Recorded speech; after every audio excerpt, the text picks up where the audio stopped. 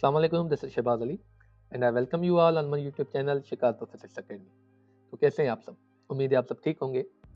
जैसे कि आपको पता है हमने जो है यूनिट नंबर 15 करंट इलेक्ट्रिसिटी के कंप्लीट जो लेक्चर्स हैं वो अपने चैनल के ऊपर अपलोड कर दिए हैं। उम्मीद है आपने देखे होंगे और बहुत ही अच्छे तरीके से समझे भी होंगे। तो आज की वीडियो के अंदर हम जो है चैप्टर नंबर 15 करंट इलेक्ट्रिसिटी के जो सेल्फ असेसमेंट क्वेश्चंस हैं और एमसीक्यूज है वो सॉल्व करने वाले हैं। तो चलें शुरू करते हैं। तो यहाँ पे सबसे पहली जो सेल्फ असेसमेंट है जिसके अंदर 3 क्वेश्चन है। तो पहला क्वेश्चन ये कहता है कि calculate the current if 20 column charges passing through a conductor in 5 seconds. तो हमें जो है करंट मालूम करना है जब 20 कॉलम चार्जेस जो है वो पास हो रहे हैं through any conductor with in 5 seconds. तो आपको पता है करंट का जो फार्मूला होता है वो होता है I is equal to Q upon T। ठीक है, तो यहाँ पे Q मतलब चार्ज है, चार्ज हमें 20 कूलम मिली हुई है और आपके पास टाइम जो है वो है 5 सेकंड। तो आप यहाँ पे डिवाइड करेंगे 5 की टेबल 20 पे 4 टाइम्स लगती है तो 4 एम्पियर। मतलब यहाँ पे जो करंट पास हो रहा है वो 4 एम्पियर का हो रहा है। ठीक है, अच्छा क्वेश्चन नंबर 2 है what is analogue of flow of current. मतलब इस सवाल का मतलब ये है कि फ्लो ऑफ करंट जैसे होता है उसकी कोई एनोलॉजी मतलब कोई रिजेम्बलेंस आप बताएं। जैसे मिसाल के तौर पे वाटर होता है, फ्लो ऑफ वाटर वो हमेशा हाई प्रेशर से लेके लो प्रेशर की तरफ जो है वो फ्लो होता है। या फिर आप हीट का मिसाल ले ले, वो हमेशा हाई टेम्परेचर से लो टेम्परेचर की तरफ जो है वो फ्लो करती है। या फिर जो है फ्री फॉल होता है वो भी हमेशा हाई पोटेंशियल से लो पोटेंशियल की तरफ जो है वो फॉल करता है। वैसे ही फ्लो ऑफ करंट भी हायर पोटेंशियल से लेके लोअर पोटेंशियल की तरफ जो है वो फ्लो करता है। ठीक है, तो इसकी जो एनोलॉजी है वो आप फ्लो ऑफ वाटर भी ले सकते हैं, फ्लो ऑफ हीट भी ले सकते हैं या फिर फ्री फॉल भी ले सकते हैं। ठीक है, क्वेश्चन नंबर 3 है what is frequency of DC. DC का मतलब होता है डायरेक्ट करंट।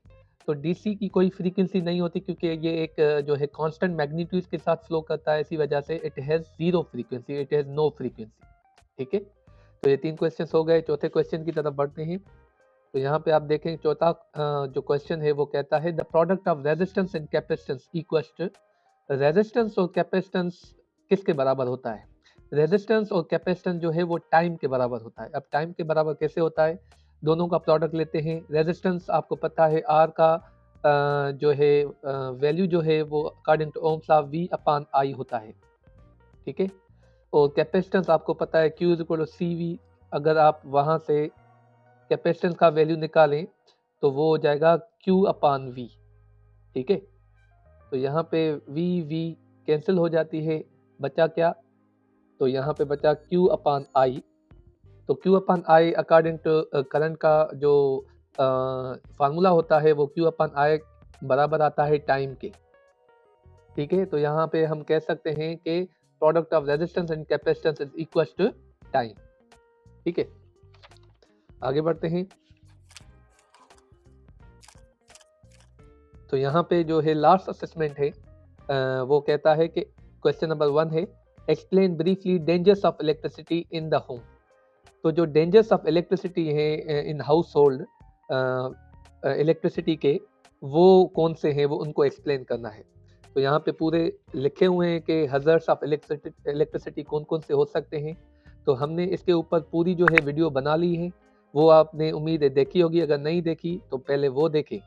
ठीक है, तो हज़ार्ड्स ऑफ इलेक्ट्रिसिटी हमने पूरे जो है उसके अंदर एक्सप्लेन किए हुए हैं, जैसे damage insulation, overheating of cables, damp conditions, ये सारे जो है डेंजर्स या हज़ार्ड्स ऑफ इलेक्ट्रिसिटी होते हैं।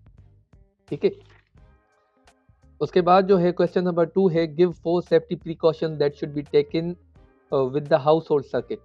तो यहाँ पे सेफ्टी प्रिकॉशंस जो है कौन से हमें लेने चाहिए जब भी हम जो है हाउस होल्ड सर्किट या इलेक्ट्रिसिटी के साथ जो है काम करें, तो कौन कौन सी जो है सेफ्टी हमें जो है नज़र में रखनी चाहिए।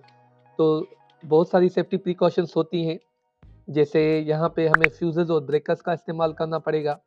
ठीक है, सर्किट ब्रेकर का इस्तेमाल करना पड़ेगा, ग्राउंड वायर का इस्तेमाल करना पड़ेगा, या फिर जो भी सर्किट है हमारा उसको पानी से दूर रखना पड़ेगा। तो ये सारी जो है हमारे पास जो है प्रिकॉशंस होती हैं। तो ये सेफ्टी मेजर्स वाला जो टॉपिक है वो भी हमने अपने चैनल के ऊपर अपलोड कर दिया है। उसमें जो है ये सारी चीज़ें फ्यूजेस, ब्रेकर्स, ग्राउंड वायर, ये सारी चीज़ें हमने ब्रीफली डिस्कस की हुई हैं। उम्मीद है आपने वो वीडियो देखी होगी, अगर नहीं देखी तो पहले वो देखें, ठीक है। आपको बहुत ही अच्छे तरीके से समझ में आ जाएगा कि ये फ्यूजेस क्या होते हैं, उसकी वर्किंग कैसे होती है और ये कैसे इस्तेमाल किए जाते हैं, ठीक है। आखिरी जो सवाल है यहाँ पे आप देखें वो है, in a circuit does the fuse regulate the voltage और द करंट। मतलब ये कहता है कि सर्किट के अंदर फ्यूज जो है वोल्टेज को रेगुलेट करता है या करंट को रेगुलेट करता है। तो यहाँ पे जवाब ये है कि it neither regulates current nor voltage. तो इसका काम ये है कि ये किसी को रेगुलेट ना वोल्टेज को रेगुलेट करता है ना करंट को रेगुलेट करता है। इसका काम है एज अ प्रोटेक्टिव डिवाइस।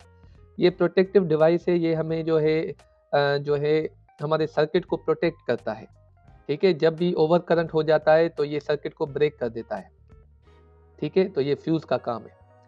तो ये सारे क्वेश्चन थे, बहुत ही कम क्वेश्चन थे इसके अंदर, 7 क्वेश्चन थे। उम्मीद है आपको जो है सातों क्वेश्चन बहुत ही अच्छे तरीके से समझ में आए होंगे। चलें आपको जो है MCQ सॉल्व करवाते हैं। यहाँ पे देखें there are 10 MCQs।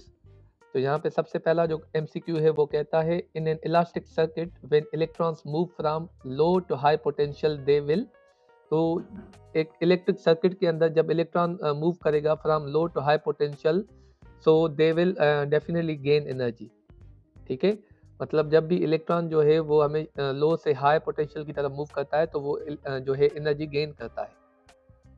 Question number 2 है, MCQ number 2, in an electric circuit an ammeter is always connected in. Ammeter हमेशा जो है वो सर्किट के अंदर सीरीज में कनेक्ट होता है, ठीक है। क्वेश्चन नंबर 3 है, resistance of conductor does not depend on. तो रेजिस्टेंस ऑफ कंडक्टर जो है वो डेंसिटी पे डिपेंड नहीं करती, बाकी लेंथ पे डिपेंड करती है, रेजिस्टिविटी पे डिपेंड करती है, एरिया पे भी डिपेंड करती है। क्वेश्चन नंबर 4 है, Ohm's law states that. Ohm's law क्या कहता है? ओम्स लॉ कहता है current increases as voltage increases. जैसे ही करंट वोल्टेज बढ़ेगी तो करंट भी उसके साथ जो है वो इंक्रीज हो जाता है। MCQ नंबर 5 है, the condition when the resistance of a circuit is zero is known as. जब सर्किट की रेजिस्टेंस जीरो हो जाती है तो उसे हम शॉर्ट सर्किट बोलते हैं, ठीक है। क्वेश्चन नंबर 6 है, the condition for the validity of ohms law is that the temperature should remain constant. तो कंडीशन ये भी है कि टेम्परेचर कांस्टेंट होना चाहिए, और जो है current should be proportional to voltage, ये भी कंडीशन होती है। Resistance must be wire wound type, तो ये भी कंडीशन होती है। ऑल ऑफ द अबव, ठीक है। मतलब ये जो है वैलिडिटी के लिए ओम्स लॉ की ये तीनों कंडीशंस हमें जो है वो सेटिस्फाई करनी पड़ेगी, ठीक है। तो MCQ नंबर जो है वो 7 है, जिसके अंदर कहा जाता है Ohm's law is not applicable to. Ohm's law जो है वो किसके लिए एप्लीकेबल नहीं है? वो सेमीकंडक्टर्स के लिए एप्लीकेबल नहीं है, DC सर्किट्स के लिए भी है, स्मॉल रजिस्टर्स के लिए भी है, हाई करंट्स के लिए भी है, बट जो है सेमीकंडक्टर्स जो है उसके लिए वो एप्लीकेबल नहीं है। MCQ नंबर 8 है, two resistance of 6 ohm and 12 ohm are connected in parallel, their net resistance is. तो जो है पैरेलल में जो अगर हम 6 ओम और 12 ओम के जो रेजिस्टेंस है वो कनेक्ट करें तो उनकी जो नेट रेजिस्टेंस होगी पूरे सर्किट की वो कैसे निकाल सकते हैं? उसका जो एक फार्मूला है 1/R equivalent is equal to 1/R1 plus 1/R2, ठीक है। तो इस फार्मूला से जब आप निकालेंगे तो आपकी जो नेट रेजिस्टेंस आएगी वो 4 आएगी, 4 ओम, ठीक है। MCQ नंबर 9 है, the property of a body to oppose the flow of electric charge through it is called electric. तो यहाँ पे प्रॉपर्टी जो है जो कि करंट को अपोज करने की कोशिश करती है उस प्रॉपर्टी को हम नाम देते हैं रेजिस्टेंस, ठीक है।